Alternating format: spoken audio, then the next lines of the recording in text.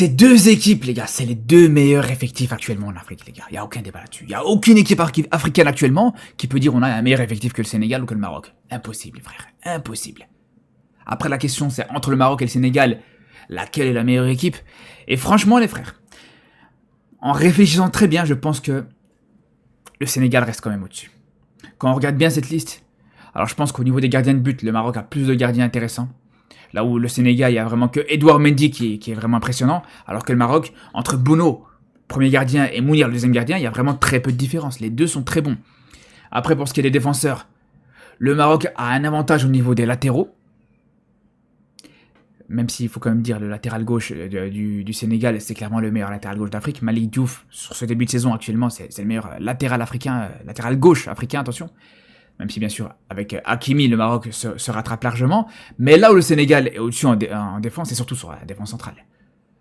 Parce que là, c'est très fort. Là où le Maroc a vraiment que Aguerd comme vraiment valeur sûre en défense centrale, le Sénégal, ils ont un Koulibaly, ils ont un Niakhaté qui fait un très bon début de saison du côté de l'OL, ils ont le petit Mbo, ils ont il a Camara, ils ont même Mamadou Sarr qui est forfait pour ce rassemblement.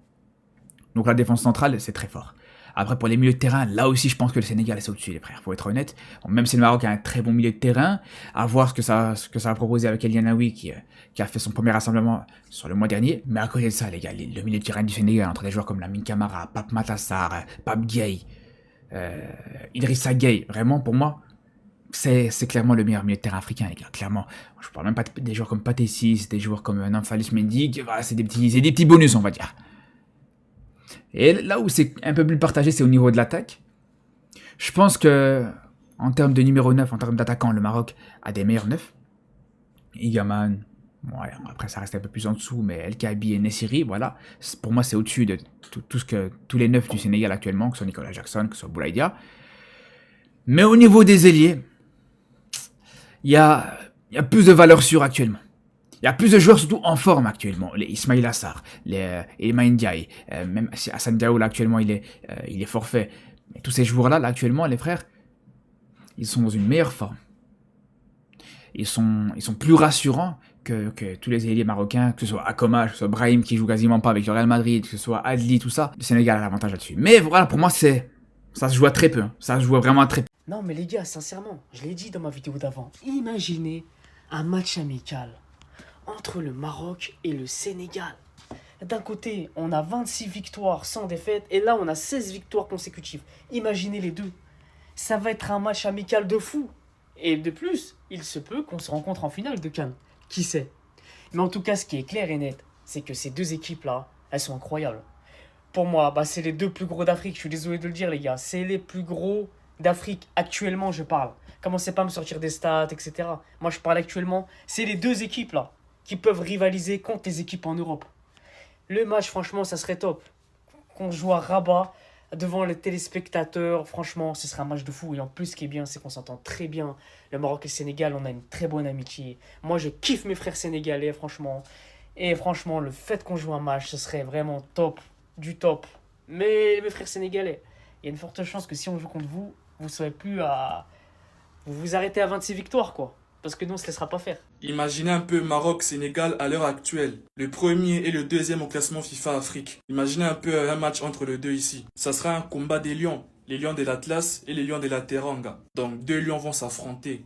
Et quand deux lions s'affrontent, voilà, il y aura des rugissements. Franchement, ça sera un choc des titans. Là, t'as Nicolas Jackson qui est en feu avec Chelsea. Ici, t'as Brahim Diaz, titulaire avec le Real Madrid. Ici, t'as Ben Seguir, pépite et titulaire à Monaco. Là-bas, t'as Lamine Camara aussi, Monaco. Franchement, ça sera vraiment un très très grand choc. Hein. Ça sera vraiment un régal. Et c'est difficile de déterminer les vainqueurs entre ces deux équipes. Très logiquement, les Marocains vont dire ouais, on va gagner, on va battre les Sénégal. On va les bouffer, on va les chicoter. Très logiquement aussi, les Sénégalais vont dire non, nous on va manger les Maroc. On va seulement les frapper comme nos petits. Donc très logiquement, ça sera ça. Mais moi, en vrai, je sais pas quoi dire parce que ce sera une rencontre des deux grandes équipes. Le premier et le deuxième, franchement...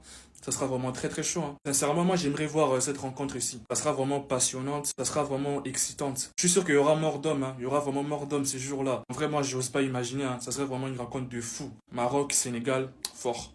Actu DZ qui nous donne les favoris selon les bookmakers pour la CAN. Et du coup, il nous dit l'Algérie est la quatrième équipe favorite pour remporter la CAN selon les bookmakers. Le Maroc est vu comme favori, puis l'Égypte et le Sénégal. Du coup, dans ce classement, on a le Maroc premier avec 29,2%. L'Égypte deuxième, 14,3%. Le Sénégal à égalité, 14,3%. L'Algérie aussi à égalité. Ensuite, on a le Nigeria avec 9,1%. Et pour finir, la Côte d'Ivoire avec 7,7%. Ben, vous savez quoi? En tant qu'Ivoirien, moi, ce classement me plaît. Moi, ça me va. Nous, c'est qu'on est placé en bas là-bas qu'on fait les choses. Quand on ne nous voit pas trop en favori, c'est là que, ouais, on est dangereux. Donc, nous voir en bas là-bas, franchement, tranquille. Maintenant, en étant objectif, personnellement, j'aurais mis le Sénégal devant l'Égypte et l'Algérie. Même si au niveau des résultats, l'Égypte et l'Algérie font eux aussi des très bons résultats, mais je trouve que le Sénégal, au niveau du jeu proposé, etc., c'est un peu plus au-dessus. Moi, dans le classement, c'est plus le Nigeria qui me dérange, où je les aurais mis clairement derrière nous. Ils n'ont pas fait une très bonne campagne de qualification à la Coupe du Monde. Ils sont arrivés deuxième, franchement, à la dernière journée. S'ils ont une grosse armada offensive, etc., par rapport aux derniers résultats, je suis désolé, ils doivent être derniers. Et le Marocain, venez. S'il vous plaît, le Marocain, venez. Le gars, déjà, entre nous, on sait très bien que là, nous sommes déjà sur les 2 meilleurs effectifs, les 2 meilleures sélections africaines actuellement. Il n'y a aucun débat là-dessus. Le Maroc et le Sénégal, on sait très bien que ces 2 sélections sont les meilleurs effectifs de l'Afrique actuellement. Il n'y a aucun débat. Mais vous savez, le Marocain, pour moi, malgré le fait que vous dominez l'Afrique en termes de stats et tout ce qui va avec, déjà vous faites un triplé en étant premier 2022, 2023, 2024 et probablement vous serez encore premier dans le classement FIFA Zone Afrique pour 2025. Ça, il n'y a aucun débat, il n'y a aucun doute là-dessus. Mais pour moi, très franchement, en voyant déjà cette liste, le Sénégal est devant le Maroc. Les gars, très franchement, excusez-moi, j'aime beaucoup le Maroc. Le Marocain, je n'ai rien contre vous, mais le Sénégal est vraiment devant vous. À chaque poste, le Sénégal est devant. Au poste de gardien, ça se tape un peu parce que le Maroc est un peu plus en avant en termes de gardiens. Ils ont vraiment des gardiens de très bonne qualité. Mais très franchement, le Marocain, essayez juste d'être sincère et clair. Quand on revient, que ce soit en défense, au milieu de terrain et surtout en attaque, les gars, vous êtes limité comparé à cet effectif du Sénégal. Déjà, le Marocain en défense, vous n'avez que Achraf Hakimi et peut-être Naïf Aguer, alors que chez les Sénégalais, c'est bien solide. Et au milieu de terrain, c'est encore plus pire. Le Sénégal est bien plus devant que le Maroc en termes de qualité au milieu de terrain. Et c'est un tout petit peu qu'en attaque, ça se tape encore parce que le Maroc, vous avez vraiment de vrais avant-centres, de vrais neufs comparé au Sénégal avec Nicolas Jackson qui est toujours irrégulier. Mais franchement, chez les ailiers, avec Sadio Mané, Iliman Ndiaye, Ismaïl Assar, franchement, le Sénégal est largement devant. Ça, je vous le dis comme ça, direct. Franchement, les Marocains, je n'ai rien contre vous, mais ça se voit sur papier. Et je sais que vous le savez très bien que le Sénégal est un tout petit peu devant vous. Sinon, les gars, dites-moi en commentaire ce que vous en pensez. Quand je vous ai toujours dit que la rivalité Maroc-Sénégal, genre on a besoin de ce match, les gars, j'avais raison. Écoutez seulement ce que le sélectionneur du Maroc a dit. Beaucoup de sélections du top 5 africain, y compris le Sénégal, ne veulent pas jouer contre nous en amical. Je ne pense pas que le Sénégal ait perdu du Maroc. Ils ont les capacités d'infliger un gros score au Maroc. Pape Thio avec sa sélection, les gars, ça pèse du lourd. Il y a beaucoup d'absents, mais ils sont trop forts. Et toutes les nations en Afrique connaissent de quoi ils sont capables. Moi, personnellement, je pense que c'est la meilleure nation, le Sénégal. Même si les Maroc, je sais qu'ils sont capables de faire fort, mais je suis sûr que le Sénégal va battre les Maroc. J'en suis persuadé. Et les Marocains qui ne veulent pas montrer leur humilité, écoutez seulement ce qu'ils disent. Nous, les Marocains, on est trop malins. On évite le Brésil, l'Angleterre et toutes ces galères. On préfère gonfler nos stades tranquilles contre Cap-Vert, Tanzanie. Avec nos belles pelouses 5 étoiles. Après, on sort les storytelling, tout le monde nous fuit. Un peu d'humilité, un peu d'humilité. Ce qui est sûr, c'est que le Sénégal va rencontrer les Maroc. Et j'espère que le Sénégal va gagner. Les gars, les jours avancent tellement vite qu'on se rend pas compte. Les gars, je sais pas vous, mais j'ai hâte de voir ce match. J'ai vraiment hâte de voir cette rencontre. Sénégal, Maroc ou Maroc-Sénégal comme vous voulez, mais j'ai vraiment hâte de voir ce match.